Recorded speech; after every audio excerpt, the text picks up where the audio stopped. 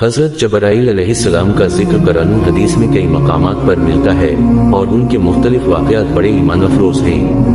میں ایک مشہور اور اہم واقعہ بیان کرتا ہوں۔ حضرت جبرائیل علیہ السلام کا مشہور واقعہ: ایک دن نبی کریم صلی اللہ علیہ وسلم اپنے صحابہ کرام کے ساتھ مسجد نبوی میں تشریف فرما رہے تھے۔ اچانک ایک شخص نمودار ہوا۔ اس کے کپڑے بالکل سفید اور بال سیاہ تھے، مگر نہ تو اس پر سفر کے آثار تھے اور نہ ہی کسی صحابی نے اسے پہچانا۔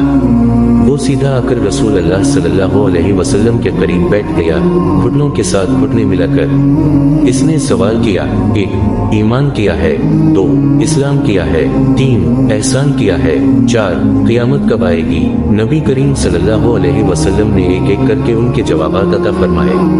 ایمان کے بارے میں بتایا، یہ ہے کہ تم گواہی دو کہ اللہ کے سوا کوئی معبود نہیں اور محمد صلی اللہ علیہ وسلم اللہ کے رسول ہیں۔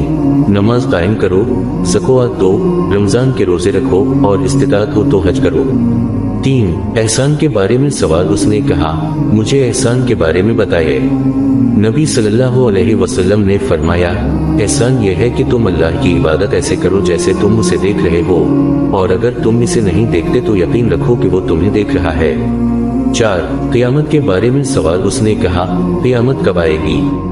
نبی صلی اللہ علیہ وسلم نے فرمایا: اس کا علم نہ مجھ کو ہے نہ تم کو، اس کا علم صرف اللہ کے پاس ہے۔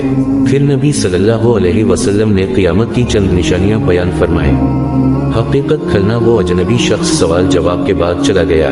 نبی نے صحابہ سے فرمایا: کیا تم جانتے ہو یہ شخص کون تھا؟ صحابہ نے کہا: اللہ اور اس کے رسول زیادہ جانتے ہیں۔ نبی کریم صلی اللہ علیہ وسلم نے فرمایا: یہ جبرائیل تھے، یہ تمہیں تمہارا دین سکھانے آئے تھے۔ یہی ہے وہ مشہور واقعہ، حدیث جبرائیل، جو ایمان، اسلام، احسان اور قیامت کے بارے میں دین کا خلاصہ ہے۔